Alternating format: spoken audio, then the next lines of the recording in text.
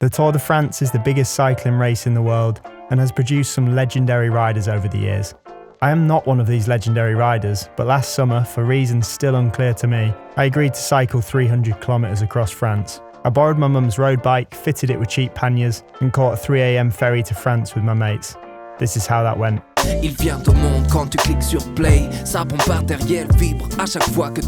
My journey began with a ride across London to St Pancras. My friends Joe and Mike had had a long journey down from the north, but had arrived exactly on time. Our other friend Renchi had a short journey from Victoria, also in London, but was nowhere to be seen, and wasn't replying to any of our messages either. So he's meant to get here in half an hour, and we have, about 20 minutes until the train leaves?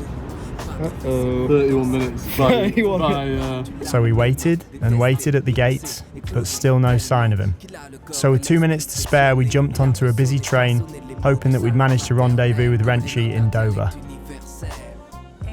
An hour later, we arrived into Dover Parkway, and a mysterious San Pellegrino-clad cyclist was waiting for us on the platform.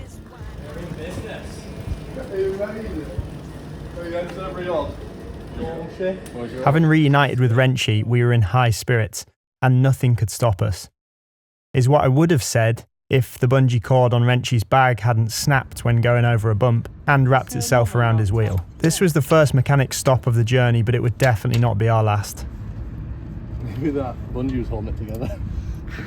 I should also mention at this point that we'd made the interesting decision to get a ferry at 3 a.m. This was mostly due to a lack of planning on our part, and the fact that our only options when booking were 3 a.m. or 5 a.m. In reality, this meant that we probably wouldn't get any sleep before our first 100-kilometre cycling day. It was going to be a rough start. There were some really good attempts at sleep, but ultimately the hordes of French and German school kids were not on the same agenda. We definitely didn't get 40 winks, I'd say 2 or 3 at best, but in the morning the ferry doors opened to a bright and cool French morning. We strapped our bags onto our bikes and it was time to allez-y.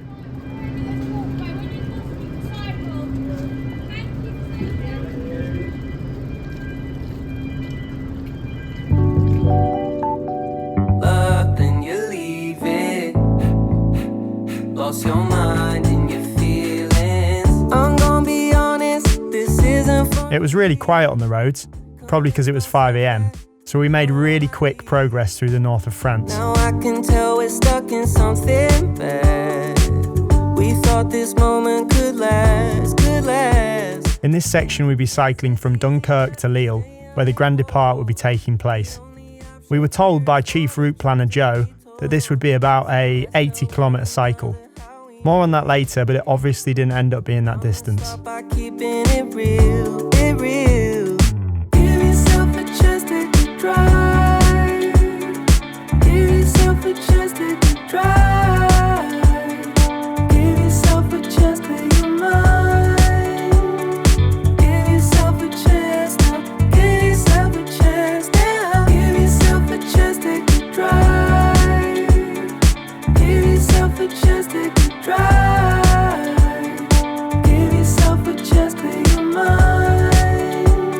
For our own entertainment, we decided to buy slightly silly retro cycling jerseys. We had Le Boulangère, who'd be in charge of pastry buying for the weekend. Wrench was our Duvel man and Belgian beer specialist. We then had Mini Flat, who is a mini man and would be in charge of flat tyres for the weekend. And finally I had Tonton Tapi, which I guess made me in charge of carpets. It also gets some stick online for being the most ugly Tour de France cycling jersey. Alright, I put my little muffin in your... Thank you. Look how much stuff he's got. Oh, yeah. Can't wait to see all that laid out on the floor tonight. Full Duvel man.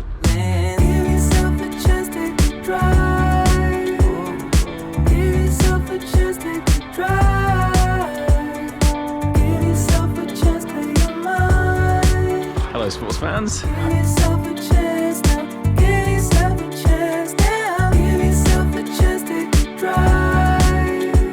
A lunch stop gave Mini Flat the opportunity to socialise with the locals, and it gave us the much needed energy to tackle the hillier section of the day.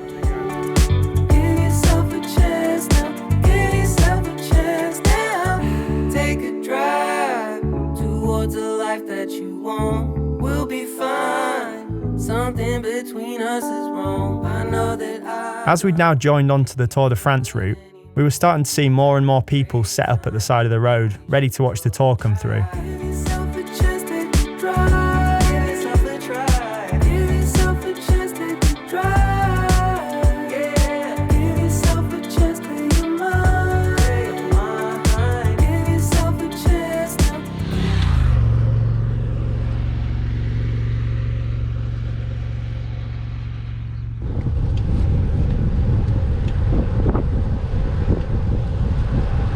A few more hours of cycling and we reached a particularly low point outside of Lille. The drink of choice to get us through this lull would be a 2-litre bottle of Orangina and another round of croissants. On te disait gare petit, tu vas trop vite, tu nous prenais tous pour oui des fous. Tu aimais tant plaisanter. Another couple of windy hours later, and we'd finally made it to the outskirts of Lille.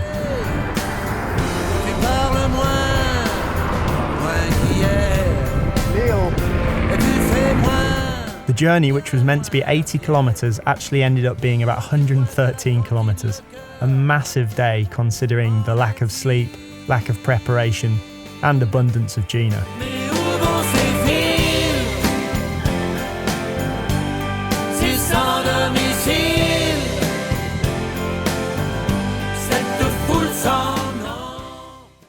Can't wait to see all that laid out on the floor tonight.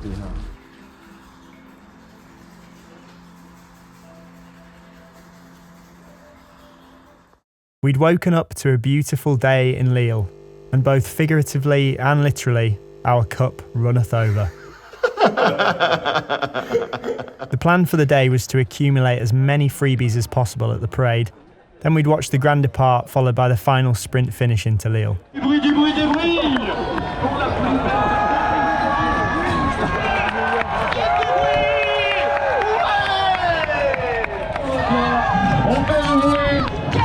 We gathered an unusual collection of freebies from the parade, including some key rings, balsamic vinegar, and a particularly fetching Laughing Cow hat. And next up, it was to the fan park to collect more stuff that would ultimately end up at the back of a wardrobe.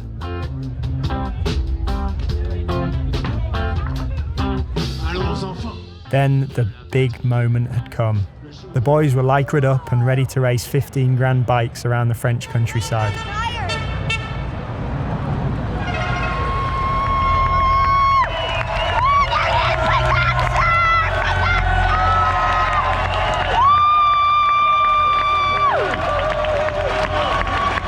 They were off, and we had a couple hours to grab a sandwich and scope out the team buses before they'd be zooming back into town.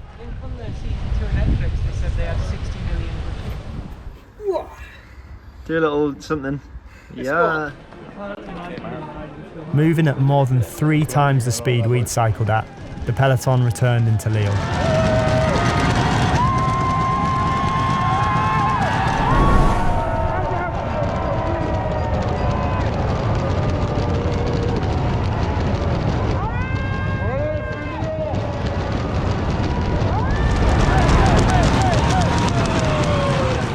And after the race had ended, we sprinted over to the team vans to catch a glimpse of the cyclists, and we somehow ended up inside the team compound, metres away from the riders. The fanboys, Joe and Renchi, were absolutely in their element. I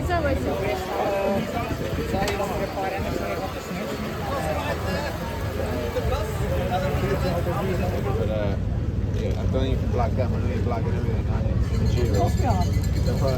but no, it's great to have him out, you know, it's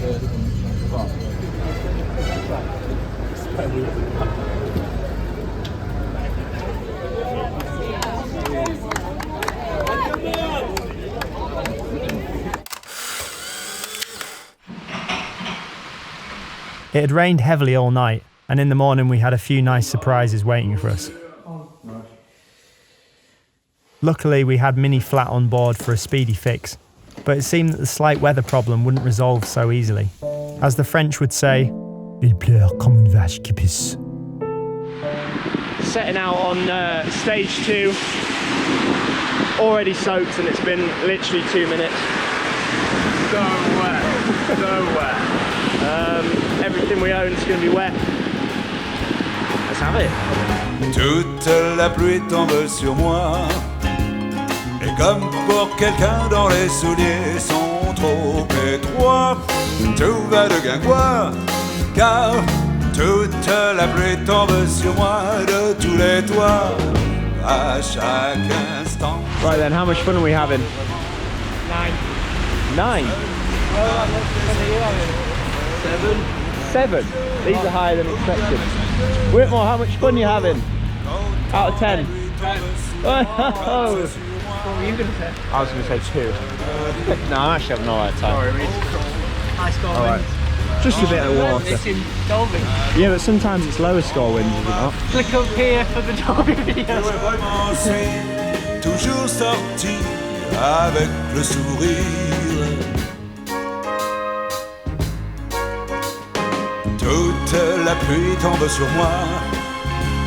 Oui, même moi je fais comme si je ne la sentais pas.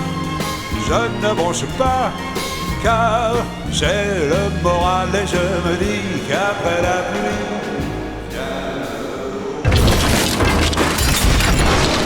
Right, Joe's just done a fatty whipper onto the pavement, slipped out. We've also popped a tyre in the process, so we've got mechanic Mike. Quite a bad one. Have a look, he's disappeared. It's completely flat. Ready? So yeah, we're going to time Mike. This is currently the 15-second mark. Go.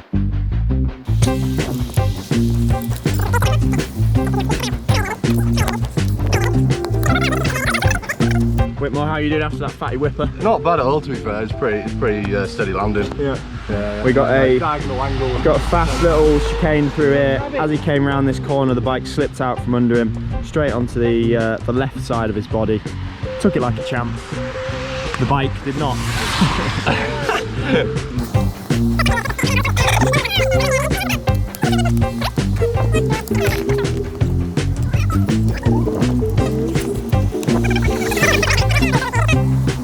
Oh, class, yeah.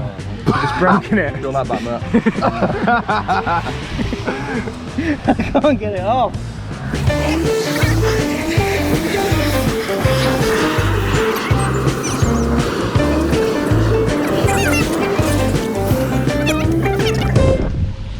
That's just fallen over.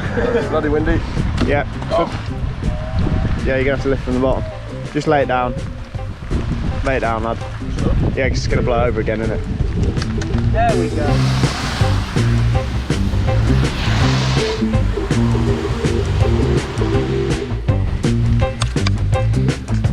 Oh, good work, Mike. Right, pump.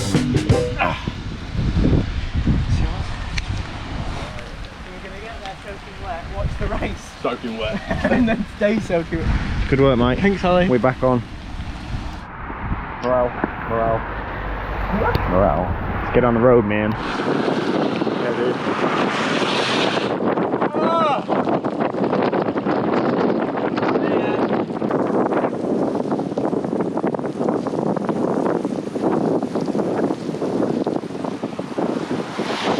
I don't want to use the word miserable, but this part of the trip wasn't a high point. And what made things worse was that we realised about 40 kilometres in that our flat tyres had slowed our progress significantly. We now weren't even going to make it in time to watch the next leg of the tour as planned. So, sorry, where do they start? What's the settlement? Le Grand Planque. Oh, yeah, okay. Oh, yeah, we are bloody close, aren't we? Mm. And we're not going to be able to outrun them. Sure. Yeah. To Arras. Should we just go to the start anyway? Yeah, see what happens. Push on, see what happens. And as we rode into the village, we passed crowds of people on their way home. The peloton had already left. Hey! So we had some fairly disappointing burgers in a fairly disappointing tent. But at least we acquired some free glasses out of the situation. Every cloud.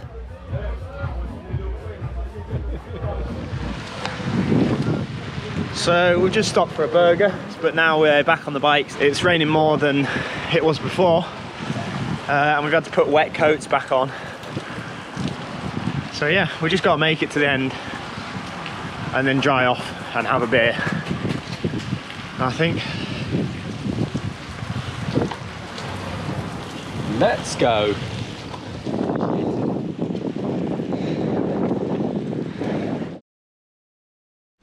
What's happened then, Mike? Show us. Give us the squeeze. Oh, dairy me.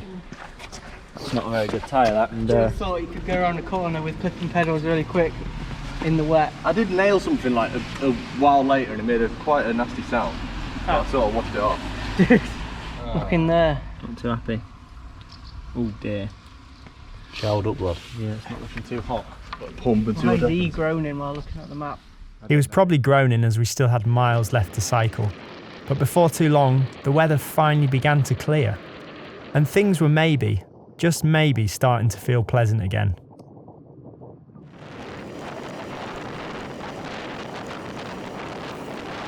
A feeling which was solidified by this crowd.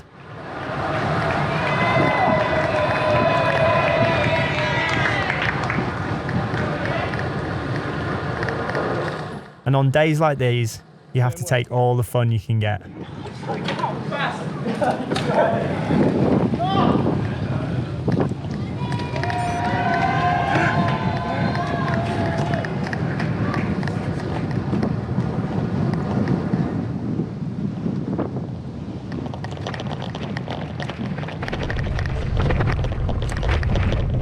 Another 20 or so kilometres down the road, we made a pit stop in Arras. We spoke to some locals, tested some of the local beer, and then someone decided to gather extra supplies. Are they cheering now, Will? No, the panic. I'm right. Oh.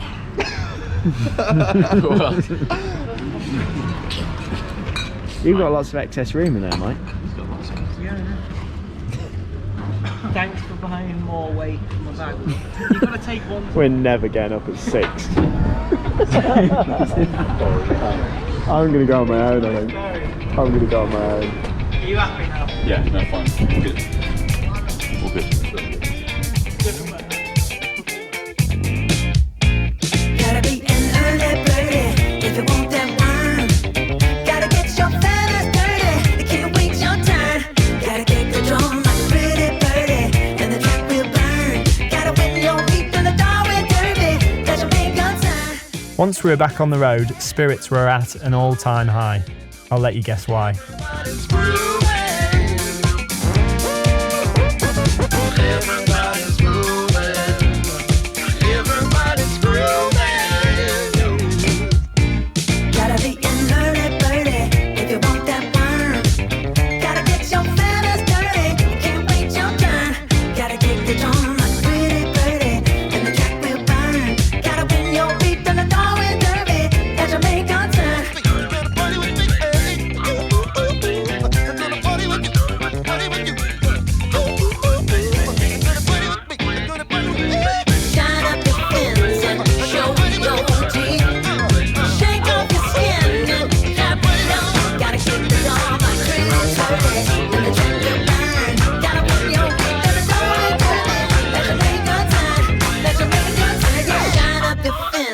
Show your teeth.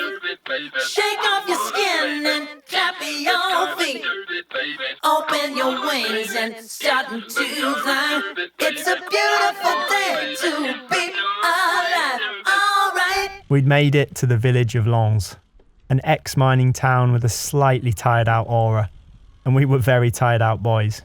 We ate some poutine as it was the only food place open and had an early night. We'd have to be up ridiculously early the following day. At this point, the footage actually kind of runs out, and that's weird because there's a day left of the trip. So I'll try and explain what happened. Our final day was a Sunday, and Wrenchy in particular had to be back in good time for work on Monday. But when we were booking the ferries, the only options were a ferry at midnight or at 1 PM. The midnight ferry would mean that when we arrived in Dover, there'd be no train connections to London, so we'd have to wait until 4 AM to get the first train back to London. So, me and Wrenchy decided to go for the only other option, and that would mean getting up early enough to cycle 100 odd kilometres to Dunkirk before the boarding closed at 12 noon.